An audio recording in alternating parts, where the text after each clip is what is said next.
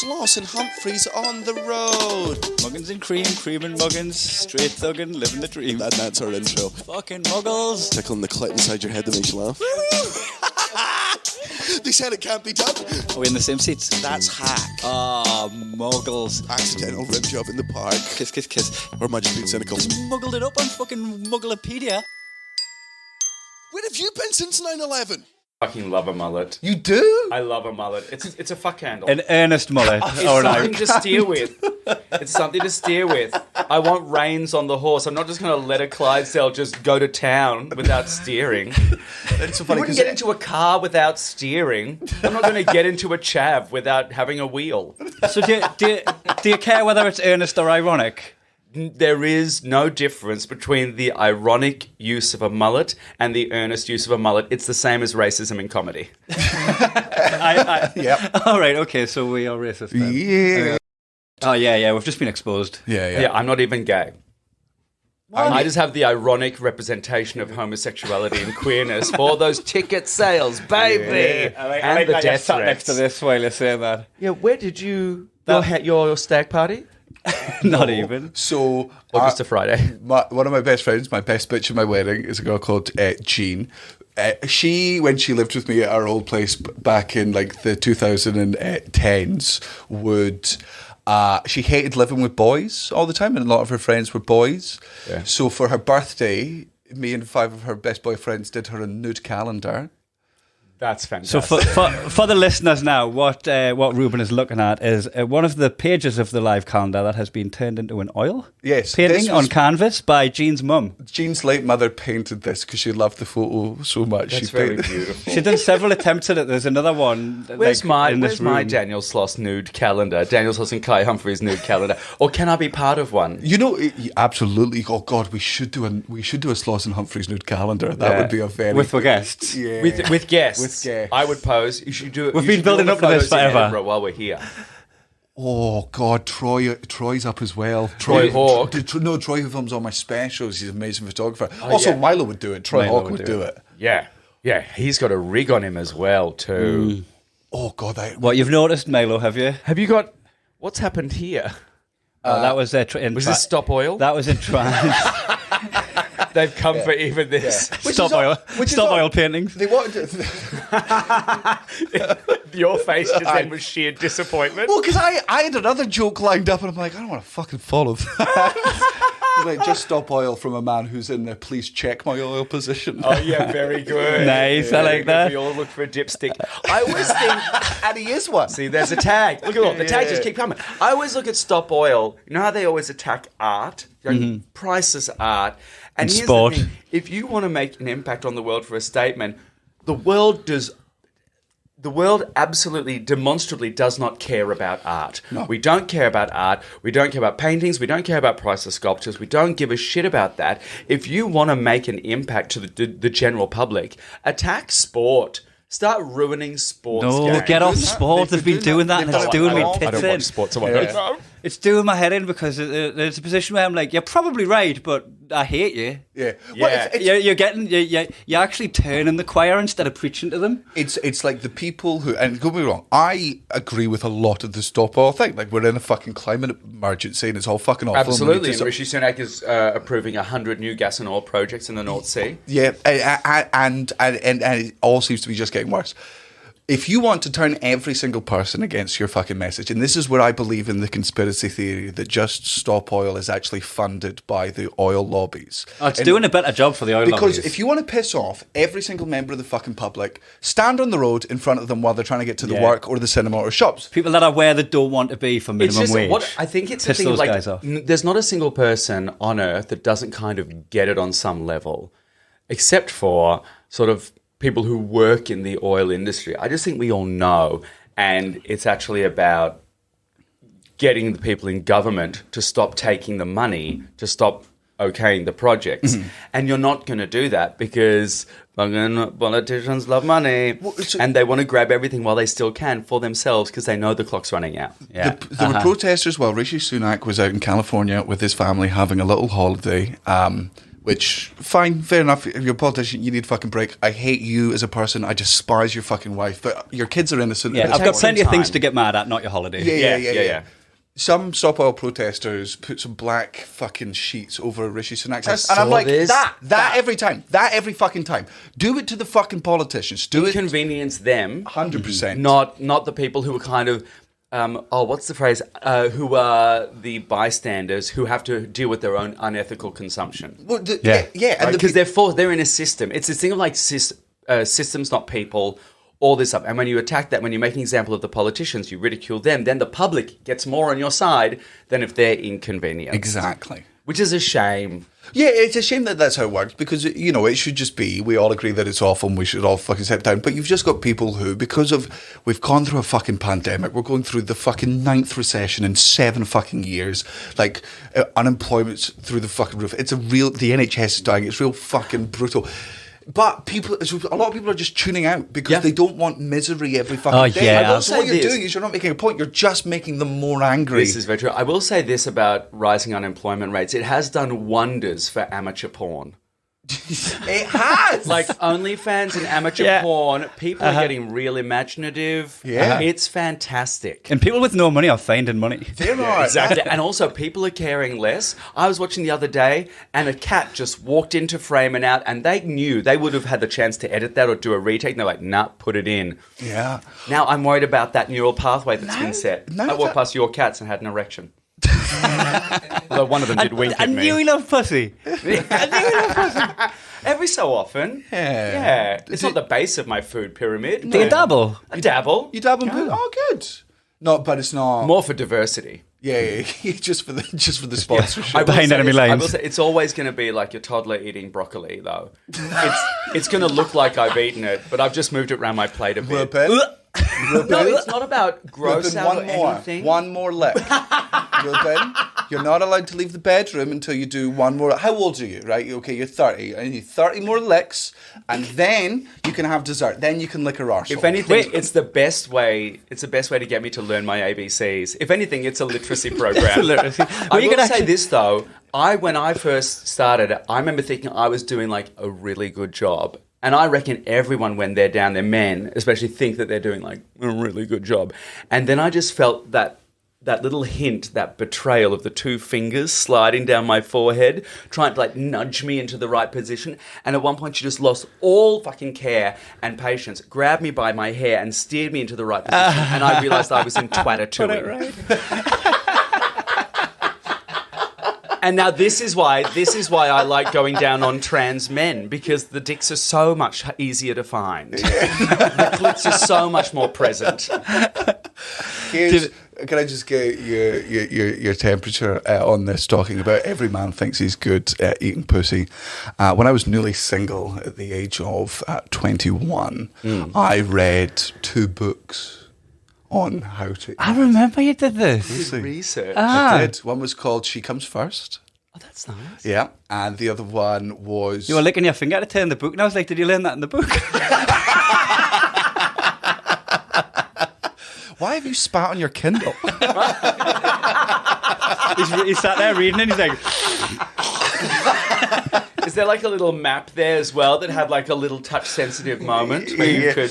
It was a Kindle vaginal version of Operation. Every time I licked the wrong bit, it would delete one of my fantasy novels.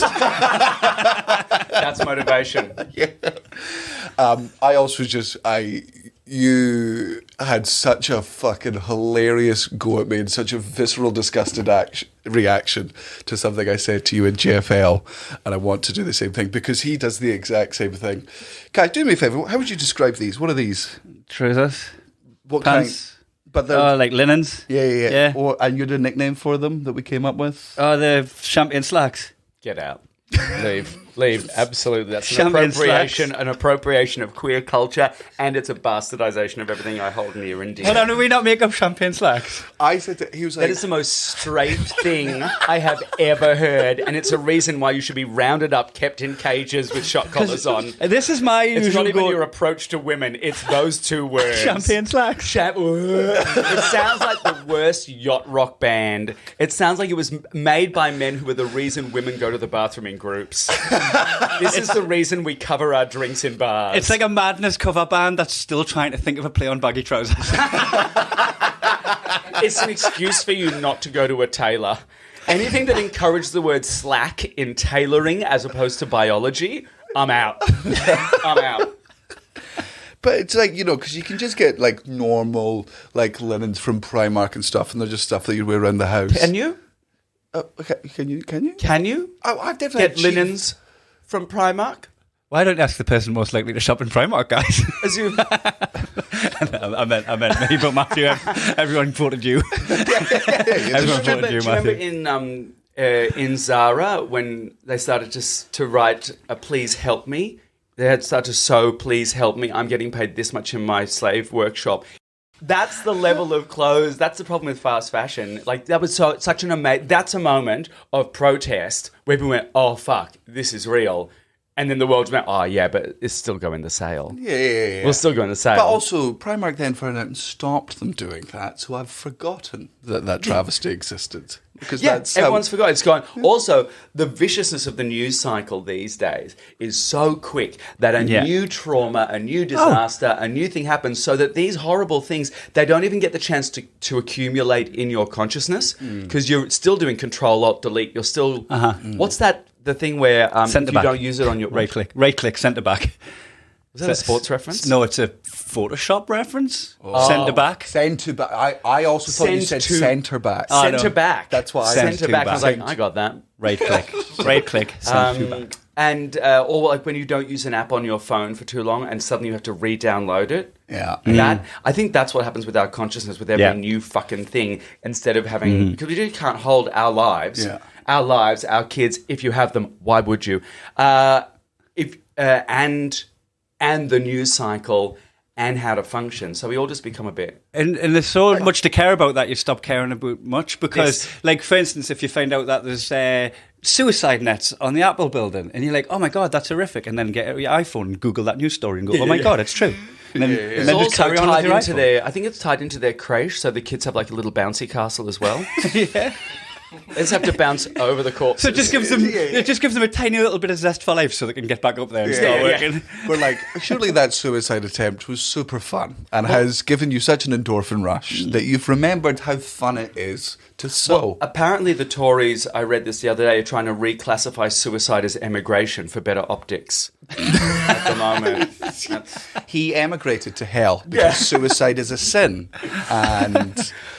It's very difficult for the boats to get across the channel if they're already trying to navigate through a sea of bodies. It's very difficult. Just putting pennies on the eyes of the refugees. Yeah. The Tories aren't going to waste pennies.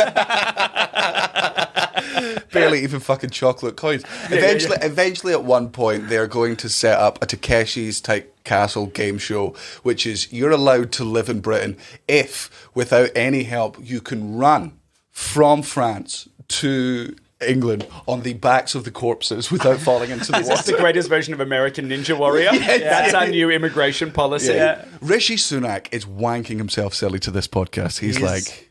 big listener, by the way. I was very kind to Rishi with this gesture. Please, Suella Braverman has got fizzy knickers. Just listening to this, it's like the top of a head of Guinness. I just can't get over how we had Priti Patel, who is sort of Satan in a pencil skirt. Yes. And we thought, we'll top it. Yeah. We'll top it and we'll do like a photocopy of her that's running out of ink. We'll do the Dobby the house elf version of Suella Braverman, who's somehow more of a cunt. I remember for fucking 10 years, like maybe even more, like looking over at America and like the Republicans and then seeing the rise of Candace Owens and all these ones where you see these black... Who is a fucking trail mix nutbag of a woman? And it's a black Republican and you're like, I just can't fathom... Hodge twins. It's like what I say about it's Scottish Tories are black Republicans. It's people Or that don't know gay that. conservatives. Those. I never thought, for so many years, I kept being like, fucking, that's how poor, like, the education system is in America, that you get black Republicans. You get these people that just, and that's probably ignorant. There's probably plenty of black Republicans that support it for, like, economic policies and whatnot. But just in my ignorant fucking mind, I'm like, we'll never get that over here. Now we got Rishi Sunak And Priti Patel, who are like, you just need eyes to know that they're third or fourth generation immigrants, and they're pulling the ladder up from underneath them. Absolutely. I always think of it as someone who has so much privilege that they've forgotten what it's like to be hunted. Because queer people, when you see a queer conservative, you go, oh yeah, you have drunk too much Kool-Aid, babe. And they're following this thing because it works for them, not for us. And they're just putting out of their mind, or they're not thinking about the day that their own party is going to eventually come for them. Caitlyn Jenner. Absolutely. Caitlyn fucking Jenner is a Republican who plays fucking golf with Trump. And you're like... And they are legislating against trans people, and Caitlyn Jenner is towing that line. And they don't...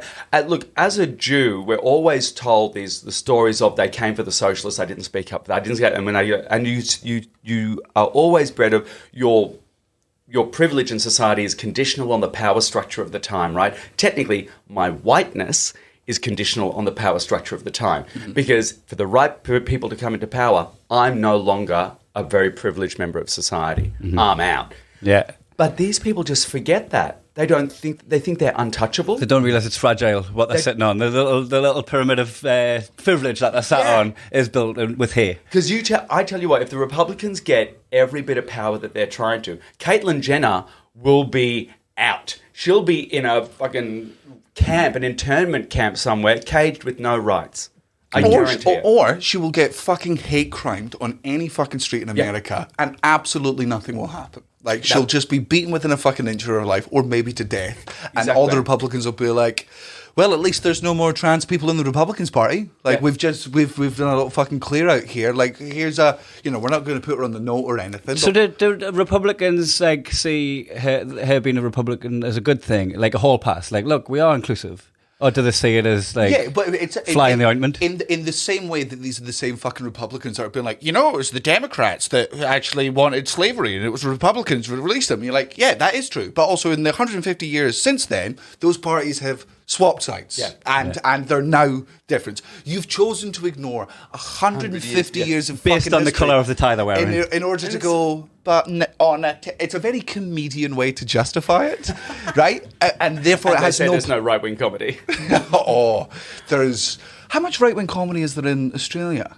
They tend to move to the States pretty quick. Yeah, because because the UK is very left-leaning. Australian comedy is very left-leaning. I would say Indian comedy is hugely left-leaning. Some Eastern European, I'd say it's more middle, but you will see the people that grew up on like fucking Joe Rogan trying that edgy stuff. But then you've also got left-leaning, but still right of centre. Yeah, yeah. But leaning left from everybody else. Who, like, I guess more right of centre who want to play both sides of the... They say, I'm centrist, I'm centrist, but what it really means is they're just like taking pot shots at the left and calling them pussies, which feels a bit Trumpy and it feels a bit right-wing. But I mean Elliot Steele, cut that. So like Elliot Steele, it's just another reason for them to be like, I'm just going to put my big boots on and I'm going to take pot shots at the left because they're fucking pussies and I want to say the word faggot. Yeah. So I want to say the word tranny. Yes. You know? Well, that's what I mean. And this is from someone who... incorrectly regularly says faggot in the company where he's given the promotion. But that's mainly because that's your safe word.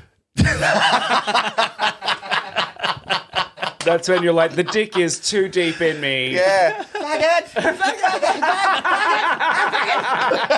And to be fair, some of the biggest queer comedians in the world have not given you license, but they've told you to say it.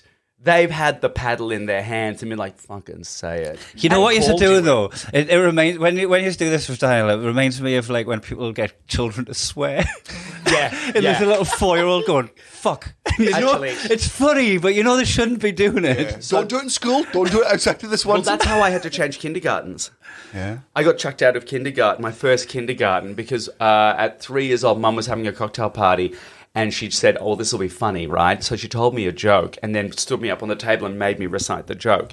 And the joke was, why did they call it a smear test? if they called it a cunt scrape, no one would go. Now, admittedly, not an amazing joke. Not a bad one. But in the arms of a 3-year-old.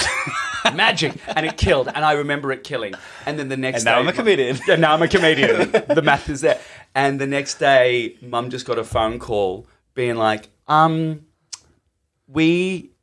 Show and tell today with Reuben was interesting.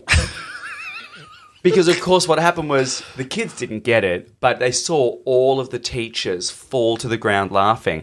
And then the kids just started saying cunt scrape. So they had this little army of 3-year-olds being like, cunt scrape, cunt scrape, cunt scrape. And they're like, we're fucked. The parents are going to kill us. So you raised the awareness of a smear test to the consciousness of these 3-year-olds who are going to grow up and get tested for cervical cancer. And HPV. Yeah. Don't you? Yeah, you did a good thing. I'm a community service. Yeah. I just to go back to like the... I think we should be swabbing more toddlers for sexually transmitted diseases. We'll do a Patreon special. With so much of this is unusable. Oh, you'd be surprised what these cunts listen to. We have lowered their standards so much over the past almost decade. Yeah, I think And the title you of this make them podcast pay is for the advance access. the title of this podcast is Cunt Scrape. Great, perfect. Yeah, done. yeah. I completely and utterly agree with, like, especially in America, like, for some reason American comedy is so much more right leaning, unless you're in like West Coast and so. Oh, I guess not all of it. It's such a big country; it would have been impossible to generalize it. But your Joe Rogans, your Chappelles, and the people that go on those sort of podcasts, those are all fucking right leaning comedians and stuff, and they'll make fun of the left. And I'm like, absolutely right. That's where you are. You're allowed to make fun of the left. In the same way that I'm on the left, I'm allowed to make fun of the right. What you're doing is not impressive. Right, to go on stage in front of a bunch of right-wing people and say a bunch of things to the right-wing people is not impressive. Like, it's the comedic equivalent of splits for claps. Yeah, yeah. You see a dancer just going into the splits, someone goes, woo! It's like, that's a basic skill. And I've said this on the exact same opposite fucking side. Fucking lefties that go on stage, let's blur this name out, going on stage and saying fucking, immigration is necessary, racism is bad, trans people are people too, we need to protect LGBT children. Absolutely, I agree with all those things. Saying that at the Edinburgh Comedy Festival, it's not like... When's the Edinburgh Comedy Festival? We're not at the Edinburgh Fringe Festival? Oh, is that what you mean? Yeah. Yeah, I think you need to reframe what festival you think you're at. This is a festival that is multidisciplinary. Not everything has to be funny. And if it's not funny, you're pissed off a theatre boy. Claws are out, bitch. I go... my comedy's always going after the right, but I make sure that... I agree with you on this. I agree that you need to be able to say what you're saying in a way where the message is almost secondary to the art with which you say it. Yeah.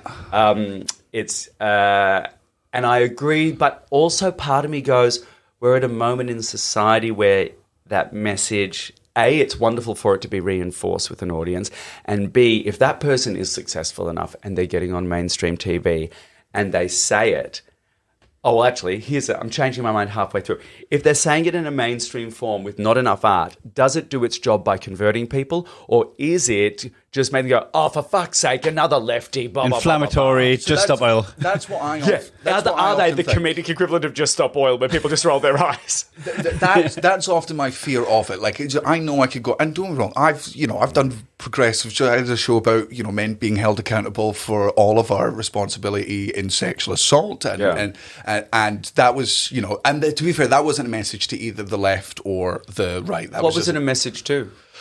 Just to men who are turning their head like a blind, and maybe even if it's an unconscious blind eye to the red flags of your friends. Yeah. Yes, some things aren't partisan. Some things are just societal. Yeah, like what a basic statement I just said just then. So anodyne. Our experience was there was this guy who had been friends with us for years, and we trusted him. He was one of my really fucking good friends, and we found out after all this that he was a rapist. And it was unequivocal. It was undeniable. We eventually got him to fucking... The one incident showed him up, and a few more stories followed. It was fucking unplugging a weed, and there's fucking so much underneath it. And if we're being really brutally honest with ourselves, were there signs, and did we choose to like ignore them, or sort of not ignore them, but sort of brush them off as like, oh, you know, that's what he's like, and he would never take it further, because we never saw him take it further, because it would only be banter in front of us, and we took it as that, and then to find out that what we'd accidentally been doing is sort of allowing him to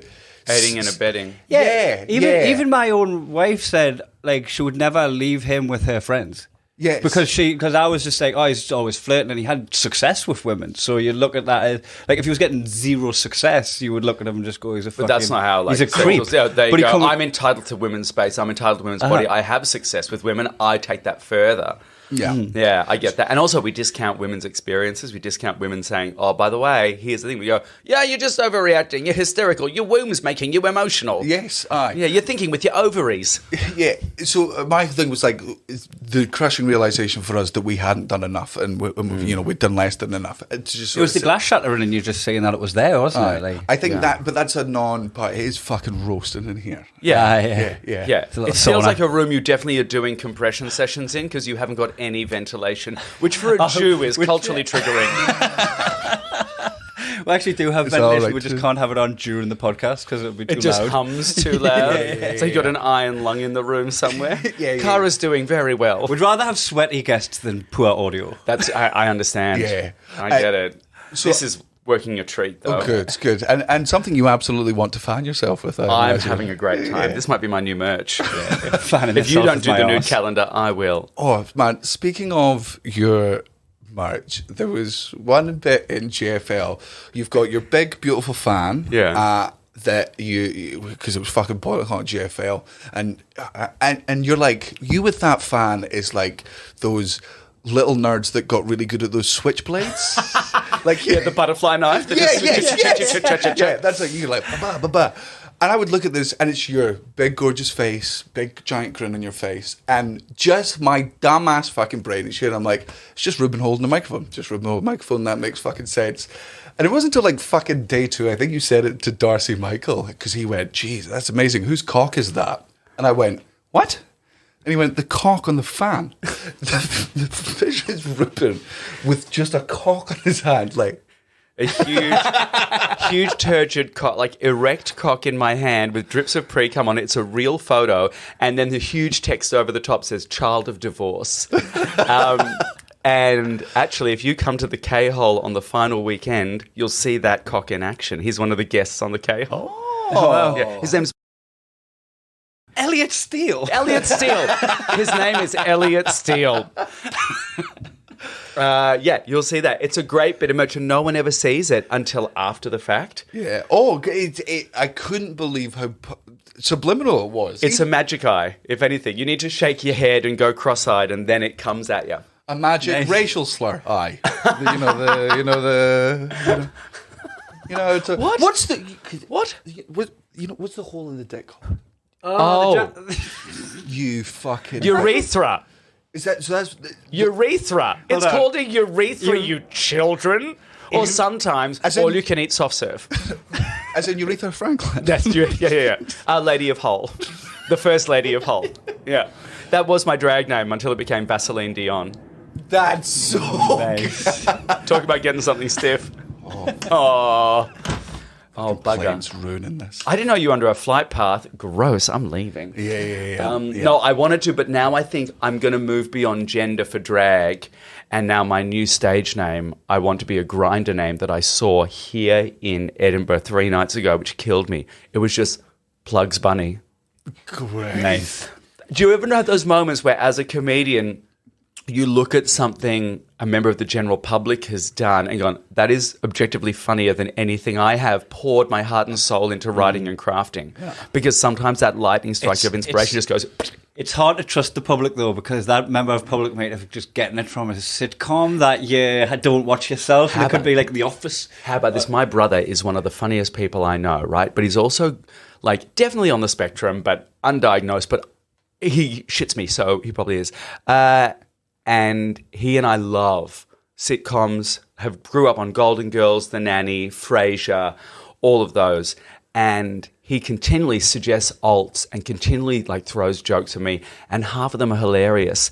But I can't use them because I'm not sure whether he's lifted a line from something. Being an original. Yeah, or be an original, because he's just got that mind that jumbles everything. I think that a lot of joke theft from open mic comedians is just from taking their mates' jokes as original thoughts. Yeah, or fucking things that... Oh, that'll work in me set because you're just clutching for material because you knew. Funny things that they saw on fucking Reddit and used for themselves. Yeah. My favourite drag name is... I'm from a place in Scotland just across the bridge called Fife. Yep. And the way Fife people say... well, even a lot of Scottish people, the way they say from is Fae. So Craig's drag name is Fae Fife. That's so dumb. That's so dumb. I did a gig. Craig and I did the fourth on the Fringe. That with the Playhouse, which is a great gig. It's like, when else do you get a chance? When else do I, get a chance to play a 3,000-seater auditorium? You fuck. And Twice we did it. And then Craig went on after me, and he, of course, he crushed it. But could I understand a single word that Craig said in that beautiful sound system? Could I fuck? I saw a clip of, I don't know where this comedian was from, but it was not from the UK, America or Australia. She was playing, like, I think fucking Bannerman's in Edinburgh. Somebody tagged me. She played me at this Fringe. And it's this girl being like, so I'm from whichever part of Europe I'm from. I went to see Daniel Sloss tonight. He's not as good without the subtitles. Very good. Which is such a good and fucking, because man, when I'm on stage at home, especially during the Fringe, I fucking forget that of course there's international Let the guests safety catch up. and I drink more whiskey than I normally would. I'm talking faster than I normally would because it's not. I don't have to elocute as much as I would have to do in Lithuania. And then I'm just like, I've got Indian fans all over the world. There's probably like fucking 50 of them being like, What, motherfucker? That's what was nice about And then they realise the show is 90 minutes of you slurring your way through your set. And they're like, oh, for God's both sake. with swear words and racial slurs. Actually, I believe my new pronoun is she slur. That's where I go. We had sign language at one of the Playhouse gigs. So I even made a joke. I was like, I don't know how she's going to do the accent. She's going to have to break her fingers. That's fucking great. And it was nice because it made you so that you could be understood. Yeah. Like, instead of just being myself, I was like, be me in Estonia. Yeah. Or wherever. So I'm going to ask you a question. Reuben. I asked you this off camera, and you said you'd be fine with answering it on camera. Don't frame it like that. That makes me sound like the monster. Like, no, I want It makes this. you sound like you're doing due diligence and I'm the asshole. Reuben said, I want this on record. To be fair, I want none of this on record, and I'm being coerced because if they don't, they won't do this to me. They won't do it. There's this thing that's been going on, and like I feel like a lot of people, especially me, are very scared to have like an opinion on it because it's absolutely not my place to have an opinion on it. But this is a podcast, and that's where people who shouldn't have opinions get to have opinions. Yes, absolutely. How do you feel about the Free Britney movement now that she is free and we've seen what she's like?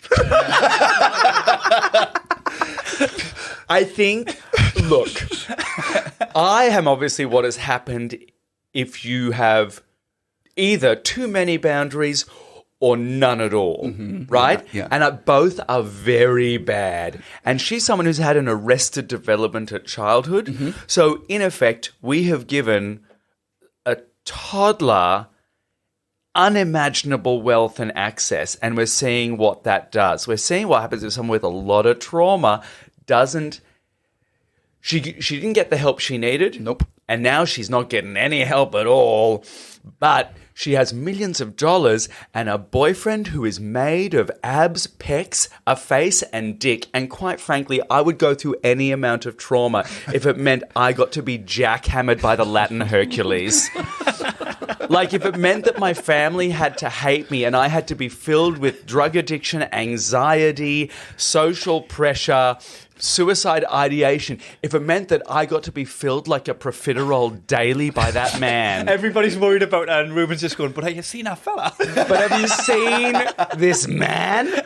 Like, give me millions of dollars and a fuck sling and baby's day out. Oh, because like I mean, you've nailed it on the head there. Like she was a child star. That stunts your growth. To an immense degree. There's terms for it now. There's psychology. We then put on the shortest leash ever for the longest time. Yeah, we all know that Macaulay Culkin peaked at the end of My Girl. Right? Yeah. When he died from bee stings. Yeah. We should have just went, right, that's when he died, guys. That's when he died. And obviously, I don't think she should have been in the conservatorship. I can't imagine what a prison that fucking felt like. You can't be in prison, but you also can't be totally free. I just think that's true of everyone. Yeah. And especially when you're in a level of fame, even as a functioning adult, I mean, you still need therapy. You still need guidance. I mean, look at all three of us in varying degrees of fame. I mean, obviously not in order, but we all need a little bit of help, guidance, perspective. Yes. And she's not going to get that now. No, because after all these years of, I imagine, feeling so oppressed in a conservatorship, even if she does have people around her who are looking after her best interests, how is she going to trust that anyone has her best interests? Because for 20 plus years, she was told in this prison that it was all in her best interests. But I just, we all agree that children should not have social media because it does untold damage to their fucking brains and it's hard to fucking process. And also children shouldn't become famous because it's the same sort of thing. To then give this person with Arrested Development access to 40, 50 million Instagram followers who adore her, rightfully so, because of all of her fucking talent. Who have actually been influenced by her. But also, there's a huge confusion in social media for even everyday people between the difference between who are my friends and people who I listen to and who are my followers. And if I have followers, does that mean that I am a leader? Mm-hmm. No. You are not a leader. No. You are not a leader. The terminology of followers is really fucking insidious and very just specific. Just call them disciples. Just put disciples. How many disciples you got on Twitter? They're all synonyms for this. And the relationship is skewed. The power balance is skewed. And that's where you get... If we move away from Britney, we move to just basic people on the internet being like, I have a voice and it deserves to be heard. Does it, Karen? Yeah. No. Should we be doing our own research on vaccines? No. I mean, I have interesting feelings about vaccines because I took my last Pfizer shot in the forehead purely out of habit, right? I don't want to say my plastic surgeon is busy, but she's got a forklift license, right? But this is it's a dangerous moment for people, and Britney's a real flag for that, I think. Because I think Britney's an interesting thing because, one, she can be pilloried, she can be made fun of.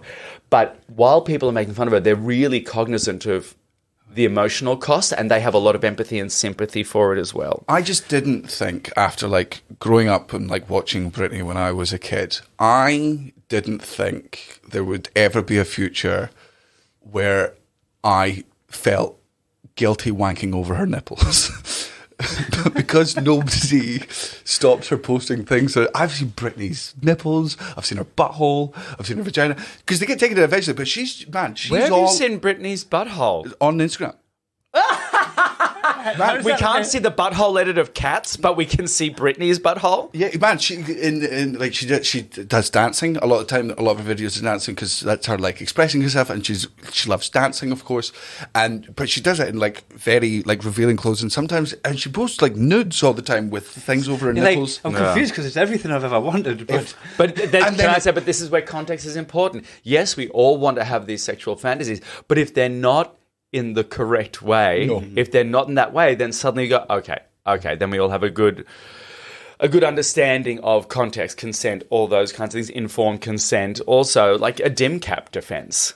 What's a dim cap defense? Diminished capacity. It's where you go, oh, well, they have a diminished capacity to have cognizance of the situation. Would that be drunk or just... Or she was drunk enough to say yes, and that counts as technically, dim cap is when someone is trying to get out of a murder charge and they weren't in their right mind. They couldn't tell right from wrong. They were diminished capacity. Oh, okay. That kind of thing. So it's on the perpetrators, the dim cap. Yeah, but I think you could use it in this case for, we're all about, okay, does this person have a diminished capacity to say yes, to say no, to post this knowingly, and then go, oh, does this mean I have access to this? Should I be watching this? It's the same thing as when someone leaks someone's nudes, and you go, oh, well, I feel there's a part of me that wants to look at this, and there's a part of me that knows, oh, this person doesn't want this about. It's an interesting social thing now because in Australia, Sorry, didn't know that reflex still worked.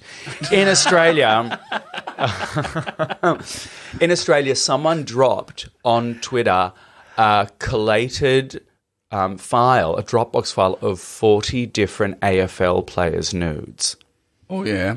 And I imagine you're going to do something now, which is like American politicians running for presidency in the late 90s, early 2000s, when they're like, did you ever smoke marijuana when you were in university? You didn't inhale, and they're like, did you? yes, but I didn't inhale. The nude leagues are like, yes, I looked at them, but I didn't. I was flaccid. I was flaccid the whole time. Not even a bit of pre-cum, which is rare because I'm like a faucet. No, I searched. I absolutely searched. Fuck them. They're guilty of so much. Football is so fucking toxic. Let them get a taste of medicine. Look at that justifying. But, I don't know, right? But it was so interesting because immediately everyone went out of their way to be like, this is a violation of these privacy. These men should be treated with the same... And all those people who did that would And you're like, he's got his cock out beside a sheep. Yeah, exactly. Like, it's not... These weren't nudes that he sent to a lover of his, that his jilted lover then used as These revenge. are drunken... These are just drunk nudes. This isn't what happened to Jennifer Lawrence. And what happened to Jennifer Lawrence was she was in a trusting relationship with someone who then got out of the relationship and they used that as revenge porn. Was that what happened? It wasn't a hacked cloud. Is that what happened? Was it? Oh, was it hacked? Yeah. Oh, hacked. okay. But also, Okay, this sorry. is the other part of it is I know for a fact that in Australia, if that had been a woman, if that had been Sophie Monk, if it had been Abby Chatfield, if it had been any of the Australian female celebrities... Elliot Steele. Elliot Steele. You can say those names. That's not... Yeah. Australia would have been like, fucking let's have them. Let's have them. Let's see it. But it's because of Australia's worship of these severely toxic men and sportsmen and sport that they would have been... They're like, fucking this is disrespectful to these men. And also these men are told... that they're gods and they're kept as children as well. Yeah. And it's also you don't actually care about their nudes being leaked. You just like it as a Want to get off. Yeah, but you did this too, and you say it, and now you're a hypocrite. It's not an actual fact. It's like when I often feel it whenever in this country, whenever the Conservatives call someone anti-Semitic and they go after anti-Semitism, and I think anti-Semitism is awful and something that should He's only saying this because absolutely you're here. He never says this. No, I know. Never says it. I know. You're lucky. My rabbi is right over there and he has a gun. Oh, thank God. Are you just pointing to the target areas that he's meant to aim at? He's like, head, sternum, shoulder. Whenever Should just right in the diaphragm. Yeah. Whenever these conservatives, especially the ones that are more prone to just being hate-filled in general, the ones that are, and not all conservatives are bigots, that would be a stupid thing to say, there are bigots on both sides, but the bigots and the conservatives, when they start piling on the Jeremy Corbyn's an anti-Semite, you're like, fucking hate the Jews. You don't like the Jews. They hate the Jews, but they love the Jews' money. I personally think that was a big old trump up. I think that not trump up is it's the right word, but it doesn't work anymore. I think that was just a tactic. I just think it was a tactic. Yeah. Corbyn has a great long history of supporting Jewish people. I think there is anti-Semitism in the Labour Party. 100%. I also think there's anti-Semitism in the Conservative Party. Did Corbyn do enough? Maybe not, but it was absolutely a wonderful way for the Conservative media to oust him because his I keep on saying manifesto. His manifesto and his budget were fucking brilliant and completely fundable. Completely economically, it made sense, which is more than the Tories have ever done. Yeah.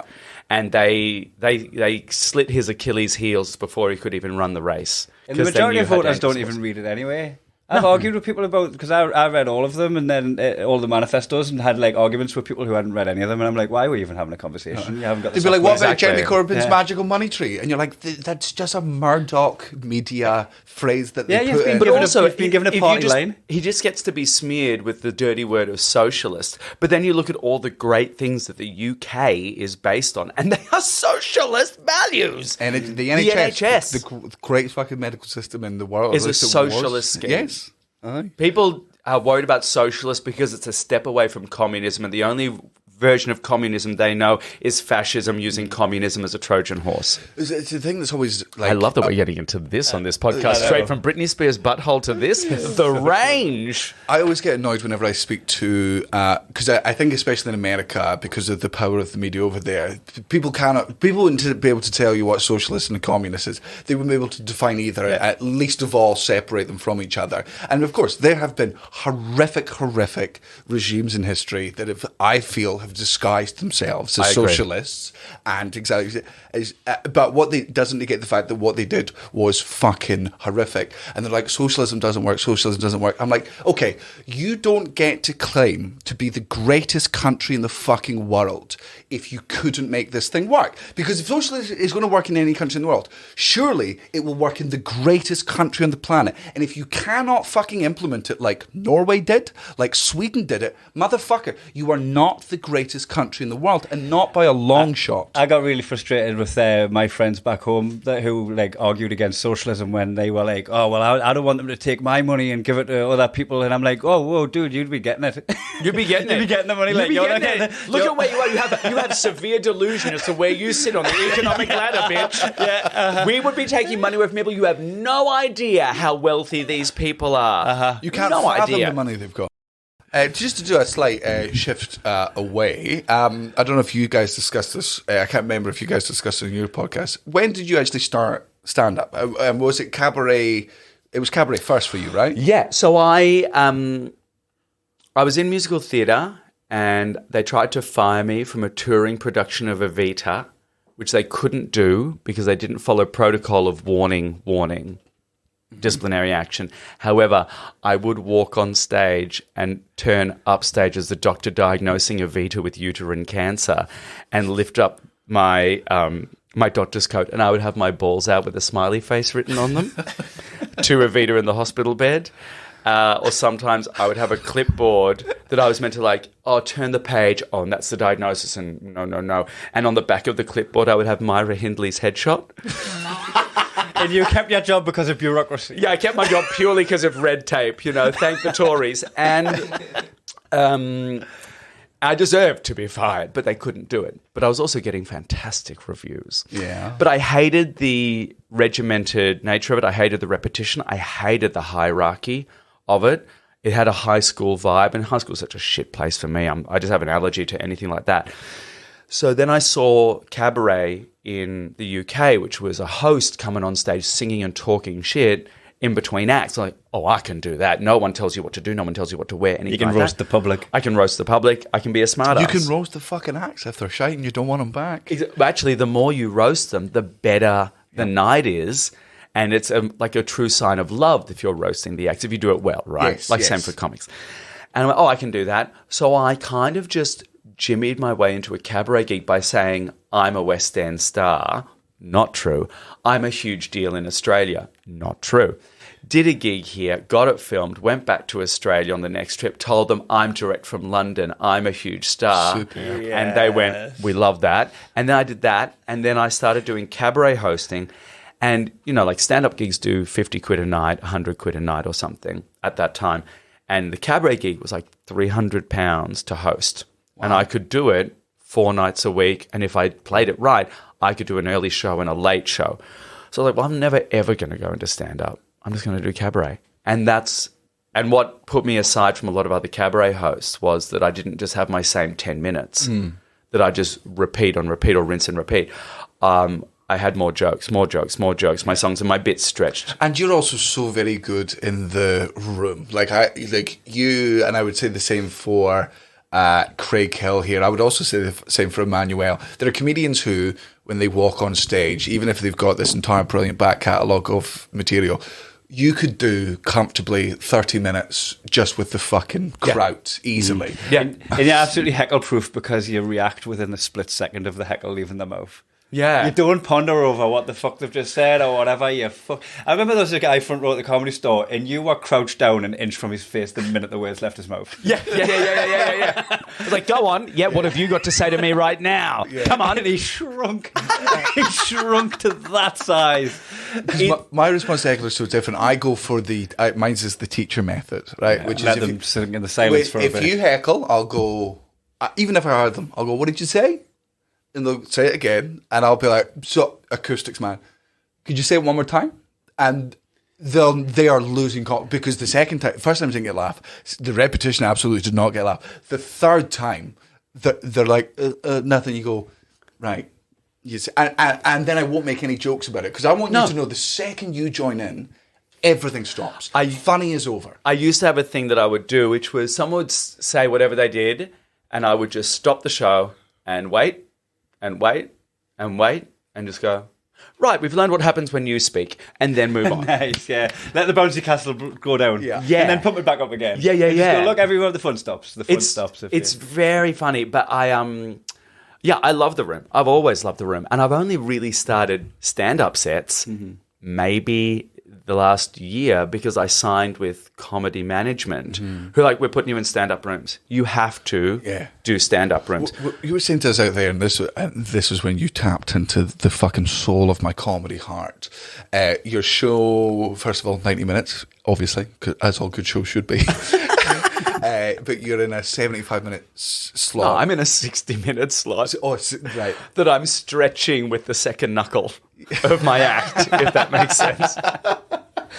And you've got a narrative, and obviously I love shows with fucking narrative and stuff. And and don't get me wrong, I love straight stand up. I think it's the best and it's the purest form of it. But I think especially at an arts it adds an festival, extra layer of engagement if you've got something to keep up with. I've said it 1,000 times. I've seen Lee Evans live, and he made me cry with laughter. And the next day, if you asked me to repeat any of his jokes, I wouldn't have been able to do it. I remember the first time I saw Jim Jeffries in the UK, where he was doing his gun control routine. And I could the next day I could repeat that whole set word for word and the whole fucking story because there was this narrative all the way through, and also I think making an audience laugh is one thing, but when you make them think either by challenging them or skewing something that they thought was one way and you're able to pitch it another, that leaves an impression. And I think I don't think it's a better way of doing it, but it's a way that I sort of relate to more. Attaching jokes to structure. Yeah. I just think narrative, there's an old thing in script writing, which is it's not what happens that matters, it's what happens matters to the people. And it's just a way of raising stakes. So jokes hit harder, and it means that jokes serve as a function, because if you go somewhere emotional, dark, something with meaning, and then you wrench the audience back out with a joke, you get that wonderful, rewarding experience of laughter through tears. It's like a laughter at a funeral. Yes. Which feels dangerous. It feels wrong. It's a relief. I've always loved being able to go somewhere with an audience that they're not expecting. And I grew up watching the Marx Brothers, Danny Kaye and Jackie Mason, and a lot of Jewish performers. And that's where humor is, in many ways, a coping mechanism. And I think there's something really relatable about that to everyone. Yeah. And especially if you can bring a foreign experience to someone's life that's not relatable at the start, but by the end they go, oh my God, I know exactly what that feels like. You're also doing good in the world while not forcing the message down their throat. Mm-hmm. Yeah. You're giving people a fresh lens of perspective that they didn't see the world through before the show. Absolutely. And again, don't get me wrong, I love straight stand-up. But Who's your favourites at the moment? At the moment, I really love Vidura. Vidura Baal. Oh God, I hope I got that name right. Oh, I haven't heard of. He's doing the Fringe? Are they at the Fringe? The K-hole. Yeah, they're here. They're doing a couple of nights. I really like them. Calm. Was it? Here he is. Vidura Burr. Can I mention Yeah. So, I have not heard of this guy. Vidura Burr, I think he's wonderful. I think he's great. Look, I actually really love and never get tired of watching Rosie Jones. Yeah. I love Rosie Jones. I think she's fucking brilliant. I'm really interested to see Helen Bauer. I know who Rosie Jones is, but I've never seen her. Helen Bauer I've seen a bunch of times. She's class. I've never seen Rosie do a full show, but I've also never not seen her smash a 10-minute. Crush. Yeah. Crush a set. Who else? Helen's got fucking great energy, hasn't she? She's just... I just love anyone who's not afraid to scream an entire set that is Prosecco and burritos at an audience. I'm seeing Lou Wall on Thursday. Oh my God, you're going to die. You're going to fucking die. Yeah, it's not stand-up. Great. It's something different. I also really like Gillian Cosgriff's show, Actually Good. Okay. Again, she's not a stand-up. It's a structure, and she's funny. Okay. Very funny. But it's a show that you just go, I'm going to happy cry through this, and I'm going to laugh. Great. Those kinds of things always touch me more than straight stand-up. But for me, old school stand-ups like Judy Gold, Wendy Liebman, Jackie Mason. Jackie Mason. Those are the people I grew up watching. Joan Rivers. Yeah. But there's an hour of Joan Rivers where it's just one-liners. It's old vaudevillian American-style stand-up. I'd love to say, obviously, you, but I've never seen a show. I love your Wounded Deer set. Fucking that. What did you say when I came up? It's like, it's amazing that we could be so different but have so much crossover. I know. Yeah. It's true. We did this thing. I was like, all I talk about is blood, shit, piss, and cum, and Tories, and similar. But I was like, I've got to put you in heels and let you do my set, and no one will know the difference apart from the accent. They'll just think I've had a head injury. And I'll put you in. What's the opposite of champagne? I'll go pop slacks. Yeah. Your tracks at me doing a set in just trackies and nothing else. Yeah. So you circumcised then? Yes. Yeah, full Jew. Good luck. Full Jew. Go on. Excuse me. I shouldn't have called your bluff there. I should never have called your bluff. Because I often associate, like, when you go to America, and obviously in the UK, just none of us are circumcised, really, unless it's a religious thing or a medical thing. Yeah. It's a whole island of anteaters. Yeah, we get told it's unhygienic. Yeah. But it would also be hygienic to knock me teeth out. I also and convenient.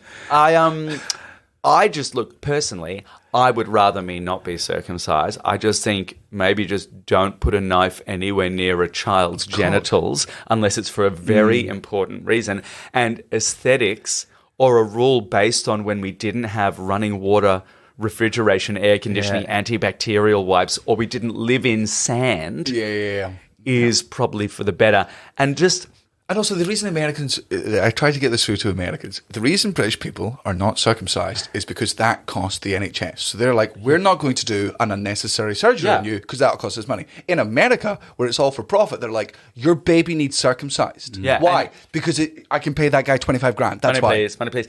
But So it's also, capitalism, mostly. capitalism. But also, just as a sensitivity issue, I have lost so much sensitivity. You need to hammer away at the end of my cock for a while before I come. It's very different. Also, like, as a gay man, just negotiating the needs of people who are uncircumcised to certain levels, it's like driving a stick or a manual. Does it get like the heel of your foot? Yeah. You know how the heel of your foot's got Yeah, it looks like a dock worker's heel. When you've been lifting. end. Yeah. Calluses, yeah. Because that's I have to get the ped egg onto it just to get down to the softer skin. But do they have a ped egg here? I've heard of a ped egg. The ped egg is the thing you use to grate the end of your heel so you get all the dry skin off. Yeah. I prefer letting the little fish in those Asian shops. Oh, yeah, do that. I dip my cock in one of those and just Yeah, let fish them have a pedicure. nibble. Yeah. Problem is I lose 30 centimetres each time. But I 30 centimetres. I've got a 5 metre long cock. It's like a tapeworm. If I do that, I'd probably get a catch. Just me with the great marlin just on the end of my cock like a Tinder profile. Throw it back. Catch and release. That's how they invented the term. I went to one of those little fucking. That's fish. my pronouns are catch and release. Sorry. go, This is all sorry. No, write it down. Use it for stage. I went to one of those like fishy, the dead thing of your pedicure things in Singapore with Craig Hill, and Instagram wasn't. That is a TikTok waiting to happen. That is a documentary. Fish pedicure in Singapore with Craig Hill. It's like you span 3 wheels and He's come just up with there that. with chopsticks. Being like, this sushi is great. This is fantastic.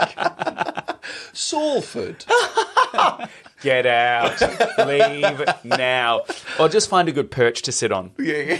There's a time and a place.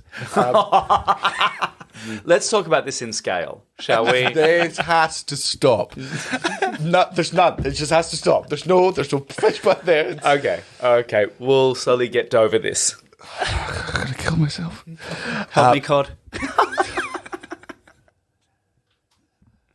Right, can we move on? This is where we're all trying to think of this. No. Like, stop before it gets there. As soon as the cogs need to turn, it needs to stop. Okay. This is even before social media because I think we've really jumped the shark. Because I'm having a whale of a time. I didn't even. Finn. There it is. Thank God. Thank fuck for that. Oh God, it was. So you went to Singapore with Craig Hill getting a fish pedicure. This is going to be very underwhelming. But I remember, I think I put it on Facebook because it was even before fucking Twitter. This is a hate crime. And somebody went, you know that's crime. really bad for the fish? Finished. We're finished, Reuben. Stop. It's a post-credit. It's not a Marvel movie. It's a really low-budget podcast. Someone on Facebook, one of my friends was like, that's really bad for the fish. And I'm like, yeah, man, I didn't think it was good. Like I didn't like at no point when I'm sticking my feet in it, I'm like, oh, I hope they release these fish later. It's 50 fish this big. I'm sorry, there is no part of my animal loving heart that even gives the faintest of fucks about. Do you those think fish. they're slowly eating into your foot? Please help me. I get paid £9 an hour, like the Primark people, like the Primark kids. If they could do that, I would request they just chewed Andy like in Toy Story on the bottom of my soul. Those fish are the equivalent of fast fashion. The fast pedicure. Do you like? Oh, well, here's another question I have for you. I did a routine in one of my specials, which was about how and you're the same with me, we both shave our arseholes. Right. Shave them. Yeah. Shave them. Brave. Thank you. And because I'm going to call white straight men brave. I bear back, they bear minimum. Actually, we all bear grudges. It's fucking like Bear Grylls when I'm down there. Hey, I veet. I veet ball to asshole. was V. Veet is like a hair removal cream. That means I don't need just 10 minutes. Whack it on my balls, whack it on here, and then do my little wings at the top here. Yeah. And I put a timer on for 10 minutes.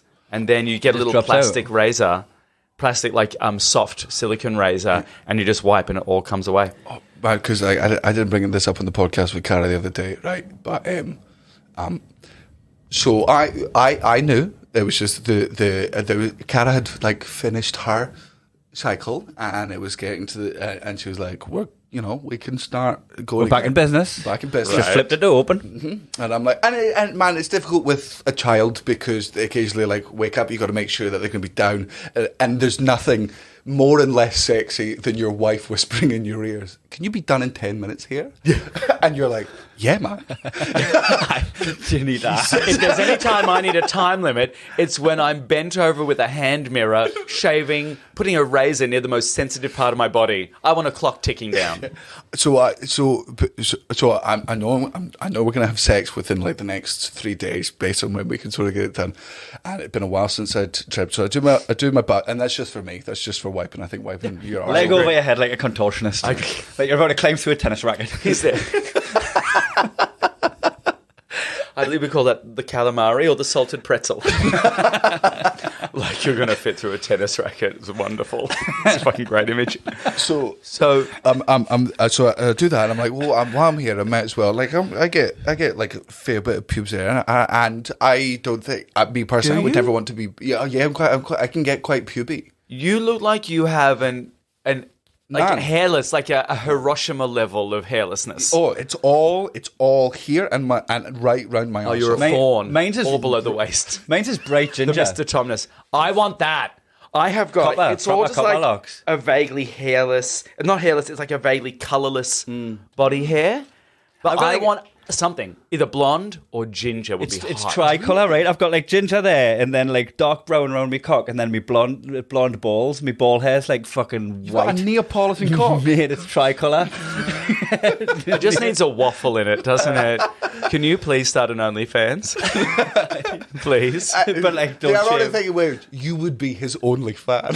You're going to turn down that £10 a month? Only fan. Yeah, just OnlyFan. Just that. So you were there. So I'm like, I start like trimming the sides, and like I obviously use the scissors to just reduce the length of the main bits, and then I'm trying to get down the sides, and like a fucking idiot, I go, oh fuck, I've gone in too much on that side. I'll just even up here. oh fuck, I've gone too much on that side. I'll just go Did back. you end up with like a little fucking Hitler mustache? Just a little Brazilian. I've got Is that a- Brazilian? No. I've got a Brazilian's landing all off. strip. A landing strip. A landing strip. I've got a landing strip, and not of like the lovely landing strips that. I guess that gives the pubic lice the two little neon things, like go guiding them in. There. I had to come downstairs to my poor wife and be like, so I shaved my best. She was like, hey, cool. Like, I know you think that's from me, but yeah, cool, whatever. I'm like, I think I shaved too much. And she immediately put down her phone, sat up and went, let me see. And I'm like, I have to explain. She's like, just let me see. Just let me see what you've done. I don't need context. I just need to. And I pull it down. And I think it was 15 minutes before she could look me in the eye again. That's so Like, funny. to the Why point- would you just whip it off?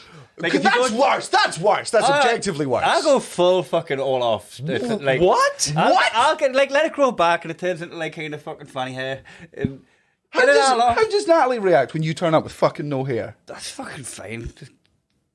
Really? That's what he's whapping it all off. I think it's best when it's like in a fucking bit of like just past stubble, so it's not itchy. Oh yeah, because this other girl loves the fucking stubble burn on her You want chin. a 3-day growth? Like a designer stubble on your shaft? You know what? Like I use a Manscaped down to the hilt now, so it goes in its stubble. But I've not been a stranger to getting it all off with a fucking razor. all off. All off. I have With been a fully- razor. Yeah. Use Veet. It's so less dangerous. My problem But is... what happens if you leave it on for more than 10 minutes? Do you know what? For me, we've used the sensitive one, not much. Okay. Some people get a reaction to it, but I don't. Maybe I've just got balls of steel. But for me, just less dangerous. And I get to be really specific about what I want hairless and what I don't. And then the rest I just trim with scissors. Maybe I'll do Veet then, because like somebody Try suggests... Veet. Get the one for sensitive skin. Don't Yeah, get yeah. the other one, because that's the one that will like sear your skin. You know, if you let it overgrow, like you've just been on a like long tour or whatever, and you haven't, and it starts being unkempt. Do you do the thing where like you twizzle it around and then snip it with the scissors? Yes. Before you get the I am razor aware. in, you've got to It's the twist same it. when the wolf cut was really in vogue for girls. So they would just be like twisting bits of their hair and cutting so it would come in shaggy. Also, this is very different. This is obviously men with partners or people with partners on a tour versus a single person on a tour. Because me on a tour, I never let it overgrow, because that is the prime time when I have a hotel where I don't have to clean the sheets. Cara and Natalie have tours no... where this is useless. Yeah. Cara and Natalie have no delusions and no fears that we cheat while we're on the road, because when we come back, we're like, it's in there. Yeah. a hairy bush and a big belly. Yeah, it's kind of I just Yeah. I've let everything go. Yeah. Love me. I'm back worse than before. Remember the image of me that was in your head when I'm left? Well, he's fucking dead, bitch. But this is the other part of our touring. This is the other part of stand-up versus what I do.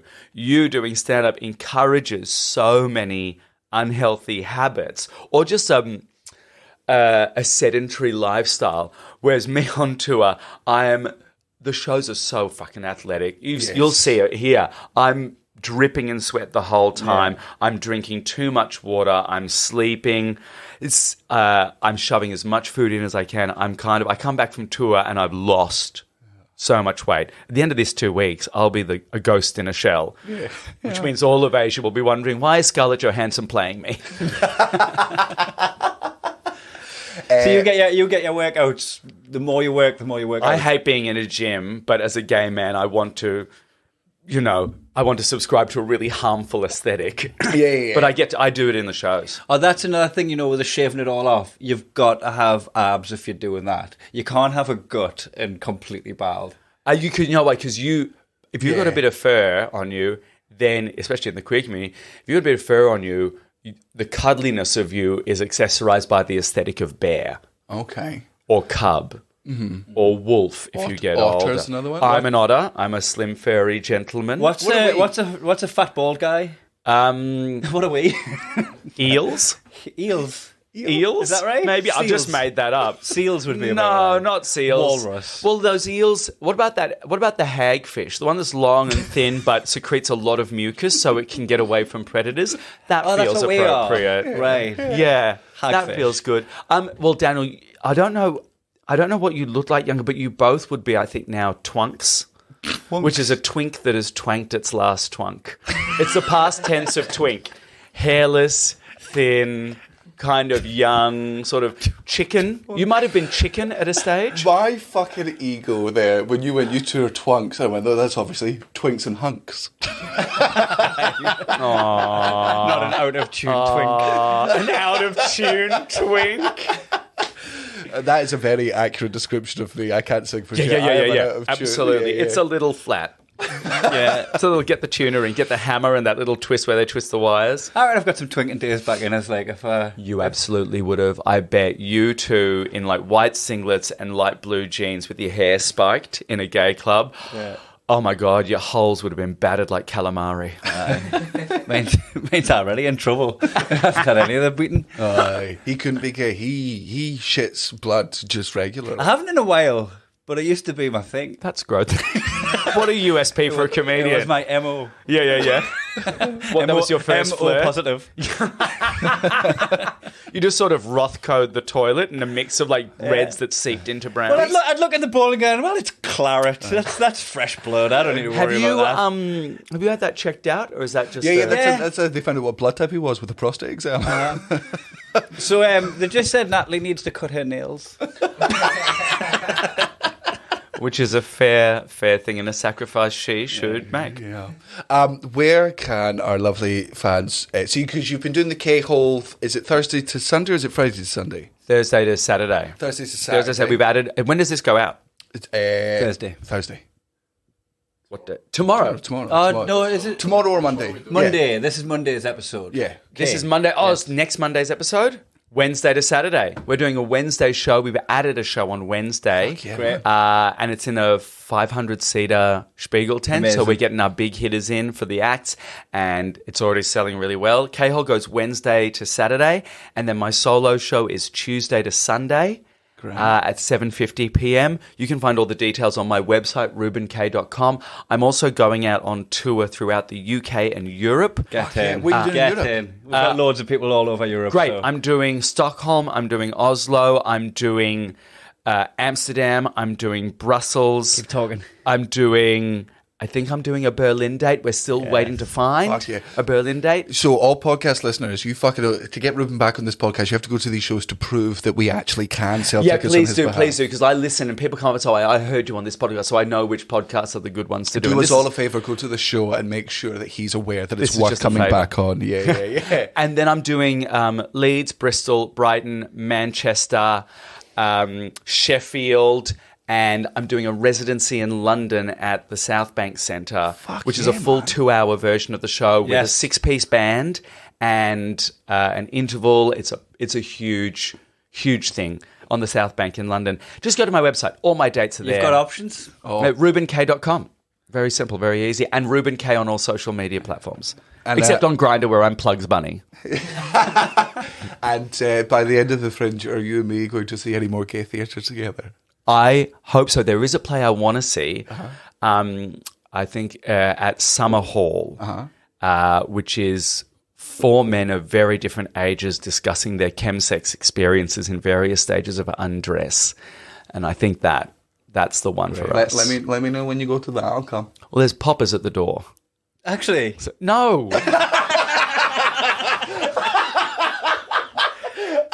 Fucking hell, I already had the tickets in my basket there. As my tour has proven, straight men will swallow anything. Finn. Oh, man.